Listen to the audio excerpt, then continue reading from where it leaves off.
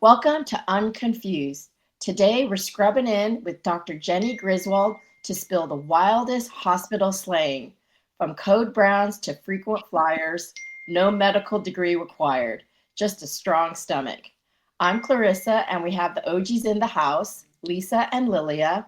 Unfortunately, Hanya couldn't be here with us today, but we still have her word. And our special guest is Dr. Jenny Griswold. She's here with us today. So please welcome Dr. Jenny. And Yay, Dr. Jenny. Yay. Hi, Dr. Jenny. Hi, everyone. Thank you so much. Dr. Jenny, why don't you tell us a little bit about yourself? Well, I'm actually originally from the Midwest, but I've been practicing in the area for 27 years, and I'm a pediatrician with Stanford Medicine Children's Health, and I love what I do. Aw, that's awesome. You guys, actually, I'm going to brag a little bit about Jenny. Jenny, when she was 16, she was like asked to apply to medical school. She was kind of like, this amazing student, smarty Brainiac. Yeah. Prodigy. Wow, that's exciting. That's impressive. Very impressive. Really impressive. It is. Well done. Go women. Go women. And Jenny, when did you know that you wanted to be a doctor? Gosh, I was the unusual child who decided when I was 6 years old, and I never gave up. And I applied to an honors program because I wanted to save my parents money and kind of finish, as soon as I could. I was always in a hurry. I'd say it's good now to be able to slow down. Oh, that's very good. Yeah. That's so wonderful. All right, well, let's get unconfused. You know what? Why don't I start us off? I'm going to start us off with frequent flyer. What do you guys think a frequent flyer is? I think a frequent flyer, we have the same in my profession, and it's just someone that keeps showing up. So it's in my profession, which is law, it's someone who keeps filing things over and over and over again. They're a frequent flyer. So I would think of someone who keeps showing up at the doctor's office, even when they don't have anything wrong with them. They're just, oh, doc, my head hurts this week. Oh, doc, I have a sniffly nose this week. Or, oh, doc, my stomach hurts. That kind of thing. Okay, so I'm going to guess that it's like a hypochondriac. But since you're a pediatrician, I mean, it's not directed to you. So I'm going to say the same thing, like a hypochondriac. So it's the new Gen Z word for hypochondriac. Yeah. And you guys are exactly right. I mean, it sounds exactly what it is. It's basically when someone's digestive system stages a surprise protest and, they're using the ER like a punch card coffee shop, and they're always back for another stamp, and they're always in. So you guys nailed it. You guys totally nailed it. So, Yeah. Dr. That's Jenny, great. do you guys use this term in industry? Well, it's more a term that's used in the ER because, the ER is supposed to be where you have emergencies. And so the outliers, or maybe not outliers, are the people who keep coming in for all kinds of things. And you're both right. It's the hypochondriacs who don't have a primary care doctor. It's the families who just don't, maybe they don't have insurance or what, and they just use the ER as their urgent care or, place to get any care. And so it's a little bit sad sometimes, but there are plenty of people who are also like hypochondriacs who just can't seem to, take care of their colds and normal things at home. They just keep coming in. Do you guys? They always think it's the worst thing. It must be a brain tumor. This time my headache must be a brain tumor. Do you guys call them frequent flyers? We did when I was going through med school in the ER and those settings. I would say in my office, I don't, I have a good relationship with my patients. I don't really call them frequent flyers, but I think every once in a while, I probably do hear that of other, other patients and people talking about their patients. But we try not to use it in our offices because we're supposed to be there for all these things. Yeah, right. Exactly. You want to be respectful. I'm gonna ask my nephew. We just went back to their wedding in Maine. My nephew, he's an ER doctor, and his new wife, She is a pediatric emergency room doctor. So I'm gonna ask them. That'll be funny. Yeah. Oh, I bet it's used. I bet it's used. But I think behind the that is scenes, used a lot Yeah. still in the ER. Yeah. Okay, Lilia, you want to go have your word go next? I will, definitely. All right. Dr. Jennings, have you heard this, or any of you else have heard this, which is medical slang I'm not really familiar with because I try not to go nothing personal unless I absolutely have to. So, herindoma. A herindoma. Herindoma. Okay, you got to use it in a sentence, Lilia. Okay. Yeah. Yeah, that thing is the size of a grapefruit hanging off his back.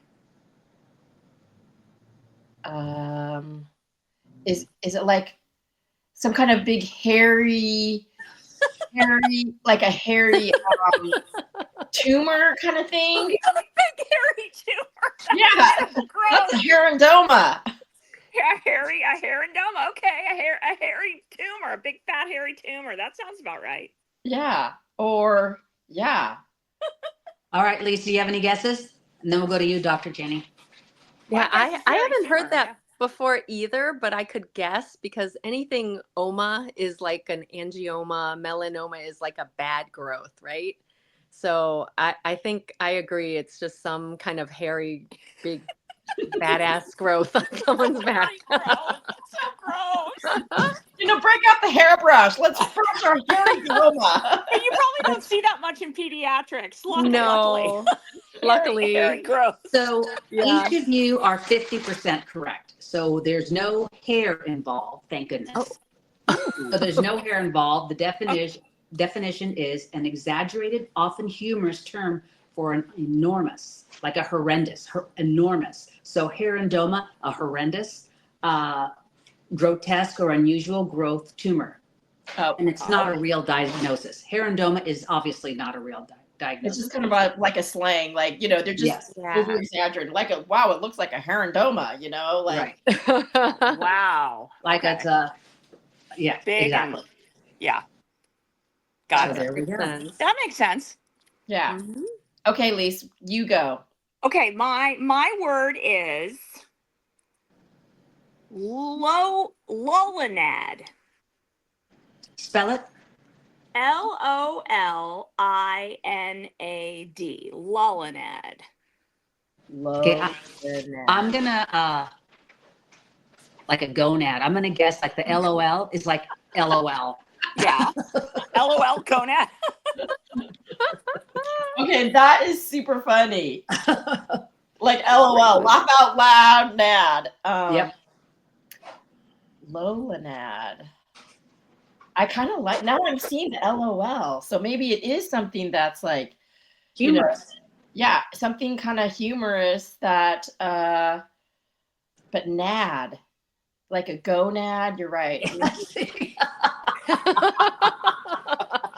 I guess it might be another growth. Dr. Jenny, you got anything on this one? Yeah, this one is just, when you're presenting patients, it's just really important to be efficient, right? So if you have a long sentence, and you use it a lot, this is a common phrase used in the ER again, and it refers to the type of person that frequents it, not because they want to, but they are at that stage in their life where they're in the ER a lot. And it describes that type of person when they appear. So we always say 54-year-old woman in no apparent distress, right? So can you think of what the LOL could be? Because Dr. Jenny's spot on, obviously. Think of what the LOL might mean. It's an acronym. Oh, it's an acronym. Yeah, that whole thing is an acronym. I'm sorry, I should have been more specific. Lolinad is an acronym. Yeah, it was good when you spelled it out to kind of point that out. Yeah, I'm sorry. I should have been more clear. It's an acronym. So LOLINAD. And Dr. Jenny already gave us the second part, which is in no apparent distress. Oh, little old lady. That's it. Yes. Oh my gosh. Lots of little old ladies in the ER. Not by choice. Lots of old lady. Is it lots of old ladies in no Little old lady. Little old lady. They tend to be little because we're all shrinking. So the definition is an elderly woman who seems surprisingly okay despite serious findings on tests. So in other words, they might have a broken hip, but they're smiling. And they don't seem very upset, but they're actually really messed up. Oh. Oh. It's an affectionate medical irony. So it's used to describe elderly patients often present atypically, or they minimize symptoms. Oh, I'm fine, but they're, having a heart attack kind of thing. So, okay, so it could be an LOM. It could. Yes. Yeah, exactly. Mm-hmm. Leilia, you're totally right. It could be an LOM. Right. Yes. Okay. That's a good one. That's common. I've heard that among my friends with their parents too. Like they'll be like, "Oh, I'm fine," and meanwhile they have a broken rib because they fell down, and they just don't. They're not complaining about something that's actually pretty serious. They're like in denial. I've had that happen with my friends and their parents. Okay, so in that case, I am going to correct myself. There's no such thing as an LOM. It would only be a little old lady who is not going to be in pain. Right. It's always the ladies. It's the ladies because ladies can handle it. It's the men cannot. Right. So they're never going to say LOM. The LOMs are always in apparent distress. That is right. I did wonder for a long time why it was never LOM. It was always LOL. Yeah, it's because women are tough. Mm-hmm. So do you guys actually say Lolinad, or do you guys write it on charts like LOLINAD? I don't know if I've ever seen it written in a chart, but usually it's not, but it's when you're presenting, you'll say, LOL and NAD and blah, and and everyone knows what you're saying.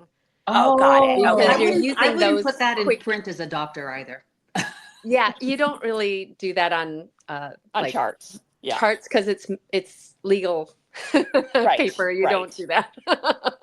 Okay, so LOL back in my day used to mean lots of love. And then I like that one. That's much better. And laugh out loud. And now it's laugh out loud. And now it's little old lady. I mean, well, the first time LOL came out as one of those things that showed up on text, I kept thinking little old lady. I was like, why do they keep talking about little old ladies on here? Oh, that's funny. That's so funny. Oh my gosh. So funny. Yeah, hard to shift gears. Okay, I'm going to give you another one of mine, and then I'll give you Hanyas. So my other one is Code Brown. What do you guys think a Code Brown is? I think it's when somebody has an accident in their pants. In the ER. Oh yeah. And I mean a number 2 accident. I'm just going to say it's not severe. Not severe? Like a brownout. It's not severe. Jenny, do you use that in your office at all? We don't really use it in the office, but it's another thing I think in the ER when someone has a massive diarrhea attack or something. That's great. Or an impaction. Nobody wants to deal with that. So you have to go in and disimpact somebody. So I'm thinking it's one of those. My guess. Oh, God. No, but that's exactly what it is. It's when someone has an explosive bathroom emergency or... Oh, my God. I mean, it makes sense. It makes sense. Tummy issue or something like that, then it's definitely a Code Brown. Or the cleanup crew gets paged. Pick up on aisle, 5. Oh, that's just, never thought about that. But that's why medicine, not for me. Too much human. We got to get some laughs somewhere. True. That's true. True. Definitely true. Wow. Okay, let me pull up Hanyas. She sent it over, and Hanyas is UBI. As an acronym? It's an acronym. Okay. Yes. Oh. UBI. I don't think I know this one. UBI. It's probably in the ER as well. Yeah. Just take some guess. Let me think. UBI. Underbed. Insurance? I don't know. Yeah. Underbelly inflamed. Infection. Oh, like that could be a real thing. I really Infection. don't have any idea. Under really, something infection. Under butt infection. Ugh. Infection. yeah.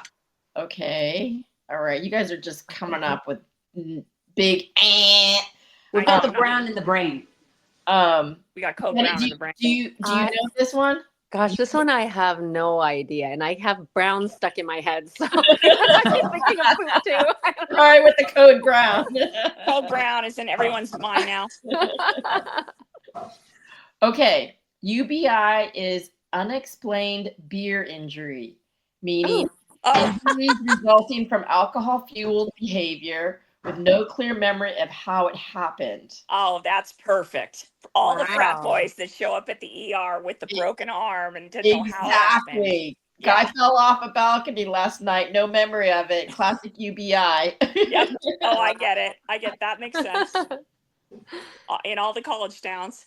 In all I'm sure that's a frequent phrase used. Oh, wow. With young kids. I love it. Yeah. I mean, because honestly, there's so many alcohol or drug related injuries. That accidents. Yeah. Just falling down or, fights and all kinds of stuff. Yeah, because alcohol now poisoning. Because in college, they are actually, in some of the colleges, they actually call the parents to let them know that they're in case of alcohol poisoning, because they don't want to be, have the parents come after them with a death or something. So they're calling a lot of the, what are those guys and gals call that are the room or the RAs? Yeah. Oh, RAs, yeah. And so they're making them now, if somebody's vomiting excessively, they have to call the school. They're bound to call the school, and then the school calls the parents. I'm surprised the school calls the parents because they don't tell parents anything. It is experience here. I'm speaking from experience. Oh, no. I'm not saying. I know, but that's what's so funny is, unfortunately, because of HIPAA and stuff, they won't say anything to anybody. They are beginning to do that now because of the liability, which I think is actually good. And I thanked the dean when I got a phone call. I said, I thank you very much, because then you can have a full-blown conversation, and it never happened again. Yeah. That's good. That's what I was going to say. It's a huge liability for school. Right, but I think it's excellent that they do. Yes.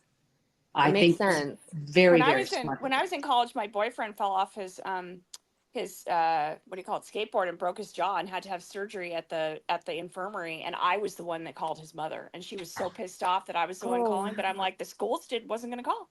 They weren't gonna call. He's an adult. They're not going to call. Yeah, but I don't disagree. I don't disagree, but it's crazy. I mean, But now it's changed. They are more apt to include the parents in things involved. Like Yeah. I don't know about all colleges, but the first year it had started. That was the first year that they started implementing this, which I think was wonderful. And I thanked her. Yeah. I thanked her, and she was so happy that I thanked her and appreciated the phone call. She says a lot of parents don't, and I said, well, then there's no accountability to that. Isn't that sad?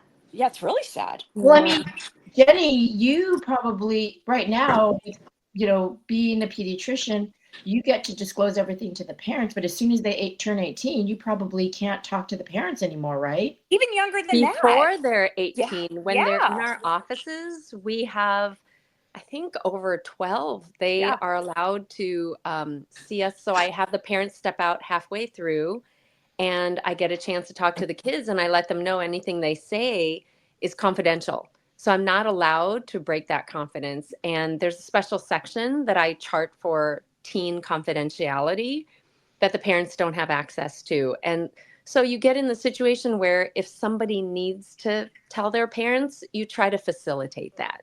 So I don't try to keep anything from the parents, but if I feel a child really is in danger or doing something reckless, or, I try to encourage them that they need their parents and that I'll help them explain the situation. And oftentimes they will agree. Sometimes they don't. So you bring them back and you make sure they're, continuing to do okay. But It's the only way you can get them to be honest, right? If they think you're going to turn around and tell their parents, they're not going to tell you anything. True. So, Right. And if like they're sexually active or something and they can't tell their parents. I mean, I remember when my kids were little, I remember the pediatrician telling me to leave the room when they were about 12 or 13, and they made decisions about getting the HPV vax and all that stuff on their own with the pediatrician, had a whole private thing with her. When my kids were little, they asked my sons, because I have 3 boys, they asked my sons if they want my mom to leave, and my kids never asked me to leave. yeah. Oh, so you were that interested. I always ask the kids first, because sometimes I have a handful that will say, I want my mom to stay. And I let them stay if that's what the child wants. But I usually use it as an opportunity. I tell them, oh, let's give them some privacy while I do their exam. They're getting older. They're a little shy. No, I think it's good. I think you handled it beautifully. It allows me to do that. But the parents actually still have the right to decide the vaccinations and everything like that until 18. Okay. But she wanted to talk to them and explain the vaccine, and they chose to get it, and I was supportive of it. I would have wanted them to if they wanted it. Yeah, so it's nice to have that discussion with them so they feel involved, right? And invested in their own health. Yes. Yeah. I think that's really good that we talked about this, because some parents, as their kids are getting older, they don't know, I mean, these are just interesting, perspectives, because you're right. I remember being asked to step out, and I never even questioned it. I just said, okay, sure. I wanted to give my kids and the doctor a little chance to have their own kind of privacy time. Yeah. I stepped out when they were actually going to do the physical, so they could have, my son and they could have their privacy. So I did step out. Leilia. I did step out for that, because I think that's private. I don't want anybody to. I mean, I would like the nurse to step out when I'm there, but you can't do that. The nurse has got to stay there to protect the doctor. Yeah. Right. Yeah. No. I understand that, but it's but I would always step out when they would begin the examination. Especially when they're in puberty and all that. Yeah. You've seen them all. You've seen them all. You've seen one. You've seen them all. Oh yeah. So I have a fun one for you if you guys want one. Ooh, yes. I find that, we make them all up, all these acronyms and shortenings of things to be funny and save time. But in medical school, I had a patient come in and say that she had fireballs in her Eucharist. Fireballs in her what? Uterus? Doctor, I have fireballs in my Eucharist. Eucharist? Yes. What is that? Eucharist is the Catholic is communion. Wait a minute. That's communion in Catholic Church is the Eucharist. So fireballs in my Eucharist. So maybe she was saying something was burning in her like that vagina. Somewhere down there. An infection or a venereal disease. Or just Or maybe she really liked to drink Fireball whiskey while she was eating her communion. Or maybe he liked to drink Fireball whiskey while he was, what-ing. That's true. Could be true too. Oh, I don't know. You tell. No idea. So I was shadowing an OBGYN, and this woman just couldn't get fibromas. She didn't know how to say she had fibroids or fibromas. She was saying fireballs because they really bothered her. They felt like fireballs. And Eucharist was uterus. Like, it's all the same, right? Eucharist, uterus. Oh my gosh. Oh my gosh. That's funny. Okay, that's hilarious. That's really cute, actually. That is really cute. Actually, is it though? Poor little thing. So my daughter, she's finishing up med school, and she asked me to ask about this one particular slang to you, Dr. Jenny, if you know what cooked means. Does it refer to when someone's a burn patient? No, it doesn't have to do with that. I think it refers to you. Oh, like if you're cooked, like as the doctor? Yeah. I haven't heard that term before, but I'm guessing it's like maybe someone's burnt out. Yeah. And just had enough. Yeah. Drained, overworked, frazzled after your shift. You're just overdone. Yeah. And you're your scrubs are like pajamas and you're just done. So probably a lot of the way she's feeling right now, your daughter, Cameron's feeling in med school, probably fully cooked. So what we called it fried. I'm fried. Yeah. We said fried. Yeah, about the same thing. Yeah. I agree. Yeah. No, that's great. Well, Dr. Jenny, thank you so much for being here with us today. We were so happy that you could spend time with us. Yes. And that's your crash course in hospital hallway talk. Thanks to Jenny Griswold for joining the rounds. So whether you're a frequent flyer or just here for the code browns, now you can speak fluent med slang. Thank you so much for having me. I really enjoyed it. Super fun, ladies. Thank you. Thanks, Dr. Jenny. Bye, Dr. Jenny. Thank you for joining us. That was so fun. I'm glad to be back. Yeah, and don't forget, stay curious, stay unconfused, and follow us on Spotify and Apple Podcasts. We'll see you next time. Bye. Bye. Bye, everyone.